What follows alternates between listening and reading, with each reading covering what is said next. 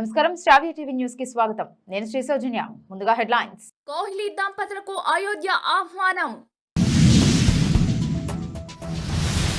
బంగ్లా allrounder Nasir Hussain పై వేటు. Tammineni health update, ventilator పై చికిత్స. FIFA అత్యుత్తమ ప్లేయర్ గా మెస్సీ రికార్డ్ స్థాయిలో మూడోసారి. క్లీన్ స్వీప్ పై భారత్ గురి. ఆఫ్ఘనిస్తాన్ తో నేడు ఆఖరి టీ20 మ్యాచ్. మేడారంలో నేడు మంత్రులు సీతక్క, కొండ సురేఖ పర్యటన. అయోధ్యలో సుందరకాండ, మైసూరు బాలరాముడికే పట్టాభిషేకం. సంక్రాంతికి మెగాస్టార్ చిరంజీవి విశ్వంబర. ఎక్స్ వేదికగా టీడీపీపై ఆర్జీవీ సెటైర్లు. Fiber net case, Chandrababu petition పై సుప్రీంకోర్టులో విచారణ నేడే. ఇక వివరాల్లోకి వెళ్తే, team India star cricketer Virat Kohli తన భార్య బాలీవుడ్ నటి అనుష్క శర్మలకు అయోధ్య ఆహ్వానం అందింది. ఈ నెల 22న అయోధ్యలో జరగబోయే రామమందిర ప్రాణప్రతిష్ఠ కార్యక్రమానికి సెలబ్రిటీలను ఆహ్వానిస్తున్న విషయం తెలిసిందే. అందులో భాగంగా కోహ్లీ దంపతులకు మంగళవారం ఆహ్వానం అందింది. ఆహ్వానానికి స్వయంగా అందుకోవడానికి విరాట్ ఇండోర్ నుండి నేరుగా ముంబైకి వచ్చినట్లు జాతీయ మీడియా పేర్కొంది. ఇండోర్ వేదికగా ఆఫ్ఘనిస్తాన్ తో రెండో టీ20 మ్యాచ్ జరిగిన విషయం తెలిసిందే. ఈ మ్యాచ్ అనంతరం కోహ్లీ ముంబైకి చేరుకున్నట్లు తెలుస్తోంది. ఇక బుధవారం జరిగే మూడో టీ20 మ్యాచ్ కోసం అతను మంగళవారం బెంగళూరుకు వెళ్లాడు. ఇప్పటికే దిగ్గజ క్రికెటర్లు సచిన్ టెండూల్కర్, ఎంఎస్ ధోనీలకు అయోధ్య ఆహ్వానం అందిన విషయం తెలిసిందే. బంగ్లాదేశ్ ఆల్రౌండర్ నాసిర్ హుస్సేన్ పై ఇంటర్నేషనల్ క్రికెట్ కౌన్సిల్ వేటు వేసింది. అవినీతి నిరోధక నియమావళిని ఉల్లంఘించిన కారణంగా అతనిపై 2 ఏళ్లు బ్యాన్, 6 నెలలు సస్పెన్షన్ విధించింది. 2021లో అబుదాబి టీ20 లీగ్లో పూణే డెవిల్స్ కు నాసిర్ హుస్సేన్ కెప్టెన్ గా వ్యవహరించాడు. ఈ సీజన్లో అవినీతి కార్యక్రమాలకు పాల్పడినట్లు నాసిర్ హుస్సేన్ తో సహా 8 మందిపై ఆరోపణలు వచ్చాయి. గతేడాది సెప్టెంబర్లో అతనిపై ఐఫోన్ 12 బహుమతి రసీదు చూపడంలో విఫలమవ్వడం, పూర్తి అవినీతి ప్రక్రియను నిషేధించకపోవడం, విచారణకు సహకరించకపోవడం వంటి అభియోగాలను ఐసీసీ మోపింది. తాజాగా తనపై వచ్చిన అభియోగాలను నాసిర్ హుస్సేన్ అంగీకరించడంతో ఐసీసీ చర్యలకు పూనుకుంది. అన్ని ఫార్మాట్ల నుండి అతన్ని 2 ఏళ్లు బ్యాన్, 6 నెలలు సస్పెండ్ చేసింది.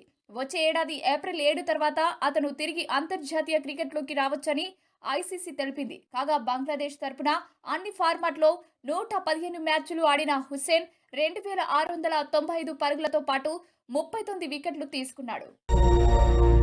సిపిఎం రాష్ట్ర కార్యదర్శి తమ్మినేని నిన్న ఖమ్మం నివాసంలో ఉండగా గుండెపోటుకు గురైన విషయం తెలిసిందే. మెరుగైన చికిత్స కోసం ఆయనకు గచ్చిబౌలి ఏఐజీ ఆసుపత్రికి తరలించారు. ఇక తాజాగా తమ్మినేని హెల్త్ అప్డేట్ వివరాలను వైద్యులు వెల్లడించారు. తమ్మినేని వీరభద్రానికి వెంటిలేటర్ పై చికిత్స అందుతోంది. గుండె, కిడ్నీ, ఊపిరితిత్తుల సమస్యలతో తమ్మినేని వీరభద్రం బాధపడుతున్నారు. మెరుగైన చికిత్స అందిస్తున్నట్లు వైద్యులు తెలిపారు. అయితే గతంలో తమ్మినేని స్ట్రోక్ రాగా అప్పట్లో స్టంట్ వేశారు. ఆసుపత్రిలో ఉన్న తమ్మినేని నిన్న సిద్దిపేట ఎమ్మెల్యే హరీష్ రావు పరామర్శించారు. అర్జెంటీనా సూపర్ స్టార్ మెస్సీ 2023 సంవత్సరానికి గాను పురుషుల విభాగంలో ఫిఫా బెస్ట్ ప్లేయర్ గా నిలిచారు. మెస్సీకి నార్వే ఫార్వర్డ్ ఎర్లింగ్ హాలాండ్ నుండి గట్టి పోటీ ఎదురైంది. ఇద్దరు 48 పాయింట్లతో సమవుజ్జిగా నిలవించినప్పటికీ కెప్టెన్ల ప్యానెల్ నుండి ఎర్లింగ్ కంటే మెస్సీకే ఎక్కువ ఓట్లు రావడంతో ఫిఫా మెస్సీని ఎంపిక చేసింది. మెస్సీ ఈ అవార్డును రికార్డ్ స్థాయిలో మూడోసారి 2019, 22, 23 గెలుచుకున్నారు. మెస్సీ గతేడాది బాలన్ డివోర్ అవార్డు కూడా గెలుచుకున్నారు. ఈ ప్రతిష్టాత్మక అవార్డును కూడా మెస్సీ రికార్డ్ స్థాయిలో 8 సార్లు కైవసం చేసుకున్నాడు. మెస్సీ ఫిఫా అత్యుత్తమ ప్లేయర్ అవార్డు గెలుచుకున్న అనంతరం మరో ఫుట్బాల్ దిగ్గజం క్రిస్టియానో రొనాల్డో అతనికి శుభాకాంక్షలు తెలిపారు. రొనాల్డో 2023 ఫిఫా అత్యుత్తమ ప్లేయర్ అవార్డు రేసులో లేకపోవడం విశేషం. కాగా లీగ్లలో బిజీగా ఉండడంతో మెస్సీ అవార్డు ప్రధానోత్సవ వేడుకకు హాజరు కాలేదు. రాత్రి 7 గంటల నుండి స్పోర్ట్స్ 18లో ప్రత్యక్ష ప్రసారం కానుంది. టీ20 ప్రపంచ కప్ కు ముందు భారత్ ఆఖరి అంతర్జాతీయ టీ20 సమరానికి సన్నద్ధమైంది. ఆఫ్ఘనిస్తాన్ తో కూడిన 2 మ్యాచ్ల్లోనూ గెలిచి అప్పటికి 2-0తో సిరీస్ చేజిక్కించుకున్న భారత్ కు చిన్నస్వామి స్టేడియంలో జరిగే ఈ మ్యాచ్ కీలకం కాదు. కానీ 2 మ్యాచ్ల్లోనూ ఖాతా తెరవకపోయినా రోహిత్, ఈ సిరీస్ బరిలోకి దిగిన కోహ్లీలకు మాత్రం కీలకమే. తర్వాత అన్ని ఐపీఎల్ మ్యాచ్లే ఉండడంతో పొట్టి ఫార్మ్ లో వీరిద్దరూ గట్టి స్కోర్ చేసేందుకు ఈ మ్యాచ్ ను బాగా సద్వినియోగం చేసుకోవాలి. కాబట్టి సులువైన ప్రత్యర్థిపై టీమిండియా అమర్చే ఆలోచనలే ఉండబోదు. యువ ఆటగాళ్లు ఫామ్లో ఉండడం, బౌలింగ్ పదునెక్కడంతో భారత్ 3-0తో క్లీన్ స్వీప్ చేసేందుకు ఎలాంటి ఇబ్బంది ఉండబోదు. అయితే ఈ ఫార్మర్ దృష్ట్యా ఆఫ్ఘనిస్తాన్ను తక్కువ అంచనా వేయడానికి వీల్లేదు. పైగా పుష్కలమైన ఆల్రౌండ్ ఆటగాళ్లున్న ప్రత్యర్థి తప్పకుండా పరువు కోసం పోరాడుతుంది. బులెటిన్లో షార్ట్ బ్రేక్.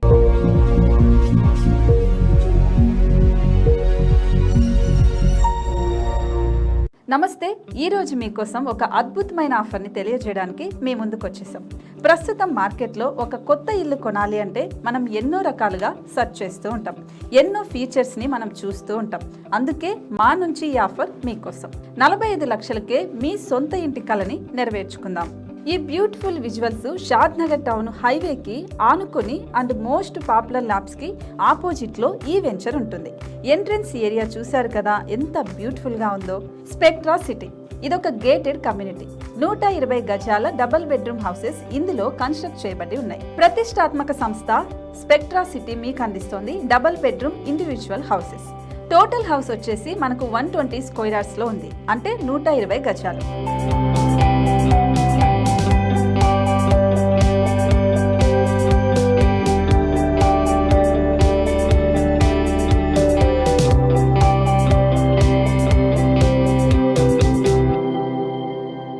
దేనికి ఆలస్యం, మన ఇంటిని చూసేద్దాం రండి. ఇక్కడ చూశారు కదా, మనకు ఎంట్రన్స్ లోనే హాల్ ఉంటుంది. హాల్ అనేది 15x16 ఇంచెస్ లో ఉంటుంది. ఇప్పుడు చూస్తున్నట్లయితే మాస్టర్ బెడ్రూమ్. ఈ మాస్టర్ బెడ్రూమ్ అనేది మనకు 12x10 ఇంచెస్ వస్తుంది. దీనికి అటాచ్డ్ బాత్రూమ్ కూడా ఉంటుంది. ఇప్పుడు చూస్తుంది సెకండ్ బెడ్రూమ్. ఇది కూడా 12x10 ఇంచెస్ వస్తుందండి. ఈ బెడ్రూమ్ కి నెక్స్ట్ మనం ఇప్పుడు కిచెన్ లోకి ఎంటర్ అయిపోతున్నాం. కిచెన్ అయితే ఈక్వల్ ఇంచెస్ లో ఉంది. 8.5x8.5 విస్తీర్ణంలో ఉంది. అండ్ ఈ వరండా టెర్రస్ పైకి దారి కూడా ఉంది.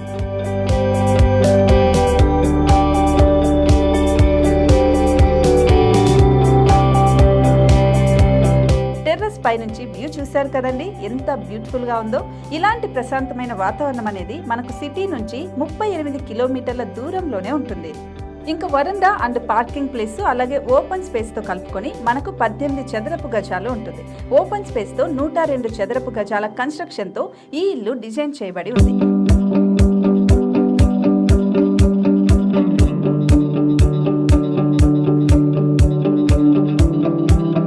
మొత్తం gated community and present 70 houses మనకు కన్స్ట్రక్ట్ చేసి ఇస్తున్నారు. అందులో 45 హౌసెస్ మాత్రం సేల్ అయిపోయాయి. ఇంకా 25 మాత్రమే ఉన్నాయి. అలాగే లిమిటెడ్ ఎడిషన్స్ మాత్రమే ఉన్నాయి. హైవే రోడ్డు నానుకొని తూర్పు పడమర ఫేసింగ్ కి నిర్మాణమై ఉంటాయి.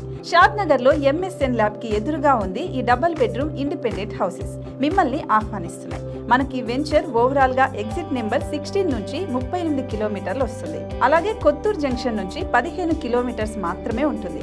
షాద్ నగర్ మున్సిపాలిటీ పరిధిలో నేషనల్ రిమోట్ సెన్సింగ్ కి ముందే ఈ వెంచర్ ఉంటుంది. నగర కాలుష్యానికి దూరంగా స్వచ్ఛమైన ప్రకృతికి దగ్గరగా రూపుదిద్దుకున్న సుందరమైన డబుల్ బెడ్రూమ్ ఇండిపెండెంట్ హౌసెస్ ఇవి. ఇప్పుడు సొంతం చేసుకోవడానికి సంసిద్ధంగా ఉన్నాయి.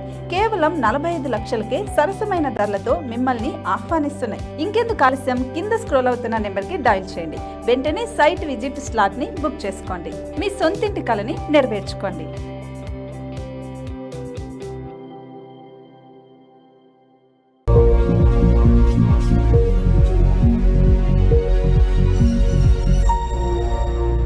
Welcome back. మేడారం సమ్మక్క సారలమ్మ జాతర జరగనున్న నేపథ్యంలో బుధవారం మేడారంలో మంత్రులు సీతక్క, కొండ సురేఖ పర్యటించనున్నారు. మహాజాతర ఏర్పాట్లు వారు పరిశీలించనున్నారు. అనంతరం మంత్రులిద్దరూ అధికారులతో సమీక్ష నిర్వహించనున్నారు. కాగా మేడారం భక్తులతో కిటకిటలాడుతోంది. జాతరకు నెల రోజుల ముందే వరదేవతల దర్శనానికి భక్తులు బారులు తీరారు. సంక్రాంతి పండగకి వరుస సెలవులు కావడంతో పెద్ద సంఖ్యలో తల్లులను దర్శించుకున్నారు. భక్తులు జంపన్న బాగులో పుణ్య స్నానాలు ఆచరించి తలనీలాలు సమర్పించుకొని దేవతలకు మొక్కులు చెల్లించుకుంటున్నారు. కాగా ఫిబ్రవరి 21వ తేదీ నుండి 4 రోజుల పాటు జరిగే మేడారం సమ్మక్క సారలమ్మ జాతరను విజయవంతంగా జరపాలని మొత్తం 10 జోన్లు పనులను విభజించి భక్తులకు మెరుగైన సౌకర్యాలు కల్పించాలని రాష్ట్ర మంత్రులు అధికారులను ఆదేశించారు. 75 కోట్ల నిధులతో మొదలుపెట్టిన పనులు ఈ నెల 31లోగా పూర్తి చేయాలని, భక్తులకు ఎటువంటి అసౌకర్యం కలగకుండా చర్యలు చేపట్టాలని సూచించారు. అయోధ్య గర్భగుడి కోసం ఎంపిక చేసిన ట్రస్ట్ ఆలయంలో ప్రతిష్టాత్మక క్రతువులు ప్రారంభం. అయోధ్యలోని రామ మందిరంలో ప్రతిష్ఠించనున్న బాలరాముని విగ్రహంపై సస్పెన్స్ వీడింది. మైసూరు శిల్పి అరుణ్ యోగిరాజ్ చెక్కిన విగ్రహాన్ని గర్భగుడిలో ప్రతిష్ఠించడానికి ఎంపిక చేసినట్లు శ్రీరామ జన్మభూమి తీర్థక్షేత్ర ట్రస్ట్ ప్రకటించింది.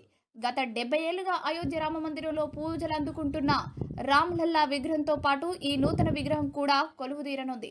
5 ఏళ్ల బాలుడిగా నిలబడిన భంగిమలో 150 కేజీలకు పైగా బరువున్న కొత్త విగ్రహాన్ని గర్భగుడిలో ఆసనంపై ఉంచుతామని ట్రస్ట్ ప్రధాన కార్యదర్శి చంపత్ రాయ్ తెలిపారు. ఈ విషయం తెలియగానే యోగిరాజ్ ఉద్వేగానికి లోనయ్యారు. అయోధ్యలో బాలరాముడి విగ్రహ ప్రాణ ప్రతిష్ఠ క్రతువులు ప్రారంభమయ్యాయి. ఈ నెల 22న రామ మందిర ప్రతిష్టాత్మక కార్యక్రమానికి సంబంధించిన పూజా కార్యక్రమాలు మంగళవారం నుండి ఆలయ ప్రాంగణంలో మొదలుపెట్టినట్లు ప్రధాన అర్చకులు ఆచార్య సత్యేంద్ర దాస్ తెలిపారు. ఈ క్రతువులు 21వ తేదీ వరకు కొనసాగుతున్నాయి.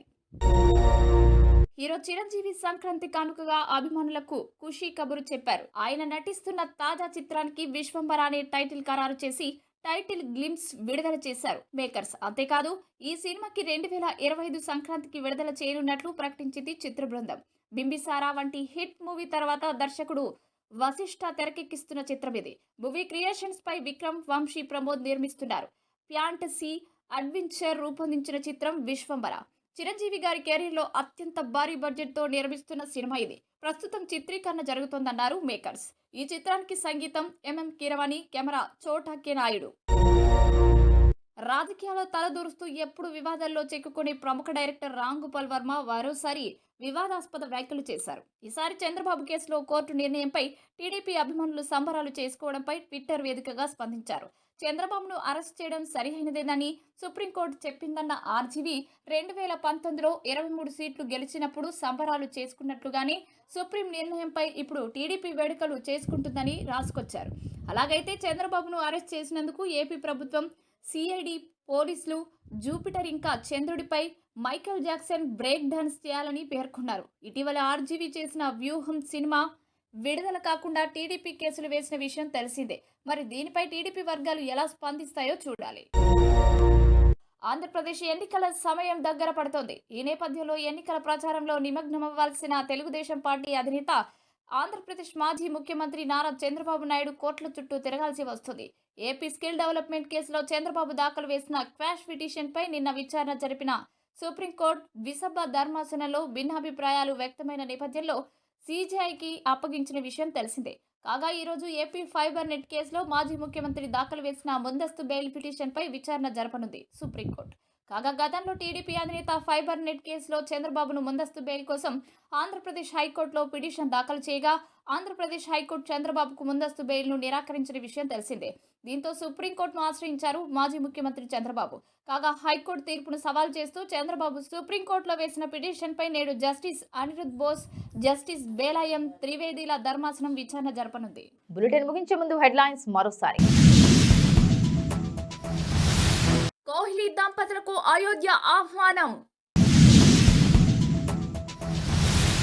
బంగ్లా ఆల్రౌండర్ నాసిర్ హుస్సేన్ పై వేటు. తమ్మినేని హెల్త్ అప్డేట్, వెంటిలేటర్ పై చికిత్స.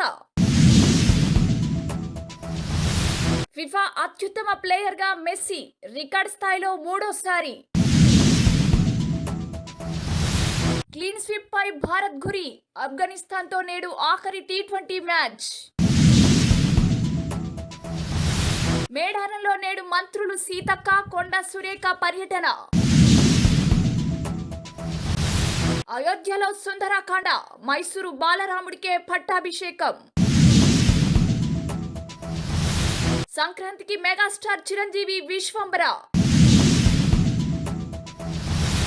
ఎక్స్ వేదికగా టీడీపీపై ఆర్జీవీ సెటైర్లు. Fiber net case, Chandrababu petition పై సుప్రీంకోర్టులో విచారణ నేడే. ఇవి బులెటిన్ విశేషాలు. మరొక బులెటిన్తో మళ్ళీ కలుసుకుందాం. అంతవరకు సెలవు. నమస్కారం.